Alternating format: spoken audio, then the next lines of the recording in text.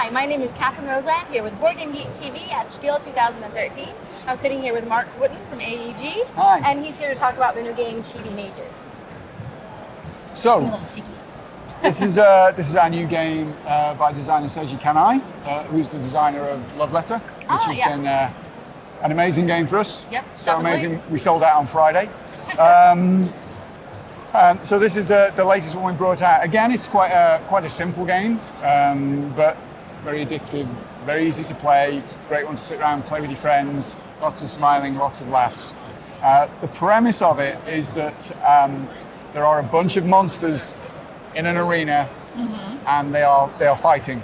All right. Each player represents a mage who has been betting on the outcome of this fight and secretly wants to influence it in a way With their little powers. with a few little powers from the side. Cheeky mages. Yeah, some of them. Okay. So yeah, some of them are less than subtle, given that there's one spell called Fireball, I guess. You know. But so basically, we're sort of sitting there trying to affect the outcome of this because we have bet on one of the monsters. So there are 5 monsters, and we can choose, and the number that we bet refers to the number of monster. This is 1, this is 2, this is 3, this is 4, 5. So Okay. So what happens is at the start of the round, we secretly place our bets face down in front of us.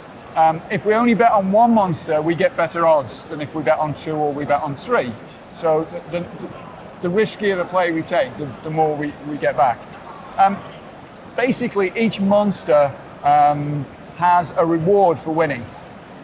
And this is largely based on how strong they are at the start. So the weaker a monster is at the start, like say the orc, I'll put it there, so it's in the middle, which only has 2 power, the more you win at the end, 8 gold. If he survives. If he turns out to be the winner and survives. There are 3 types of spells we can play. There are direct spells, and these are played face up from our hand, and they directly affect the power. There are enchant spells, which are played face down. So I have the advantage that I am the only person, let me put it on here again. Knows what effect that is going I'm to the have. only person who knows what effect that's going to have. And then there are support spells, which usually have a sort of instant effect. They do something straight away. Target player discards a card. I can't read upside down. Let's see, it says you may exchange one of your betting tickets with one you discarded. You may not play this spell if you only placed 1 bet this round. So if I think the contest is going badly for me, I can swap swap out. with someone else. So basically, the support spells tend to be usually sort of instant type effect. Now, what happens is it keeps going around the table until everybody's passed. Once you've passed, you're out the round. We're going to play for 3 rounds. So everybody has the choice to play a spell or pass.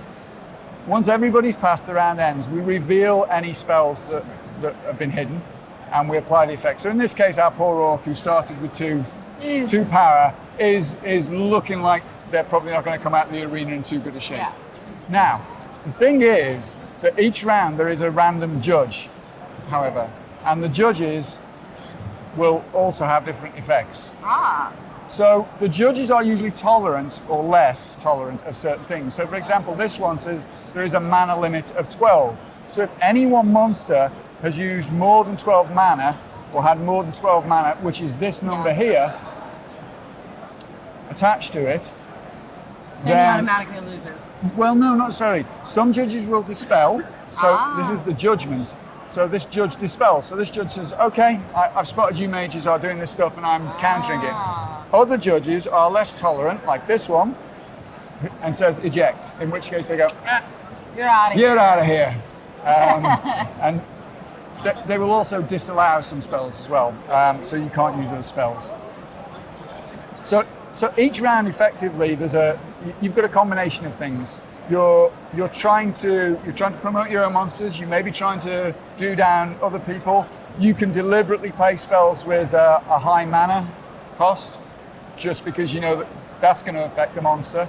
But you only redraw a certain number of cards at the end of the turn. That's dependent on the number of players. And because you're playing for 3 rounds of combat, if you overcommit early, you're not going to be refilling your hand. No. So you're trying to win over the long over the long run of the game. It's not a long game. I would say about 30 minutes. Yeah. It's quite a light theme. It's a fun theme, but like Love Letter with Sage's games, there's a lot of depth in it once you start Once playing you in start it. knowing tactics. Yeah, it's good fun. How many players can you be? I think it's. I'm gonna have to remember that. I think it's 5 or is it 6? 1, 2, 3, 4, 5, 6. I believe. Let me look on the box. I think it's 6. Sorry, I'll double check my box. Contents, rule books. It's not on there. I can't read. 3 to 6. 3 to 6. Thank you. 3 to 6. I thought it was 6. Yeah, it's 3 to 6. And that's Cheaty Mages. That's Cheaty Mages. Yes. Yeah. Thank you very much. Okay.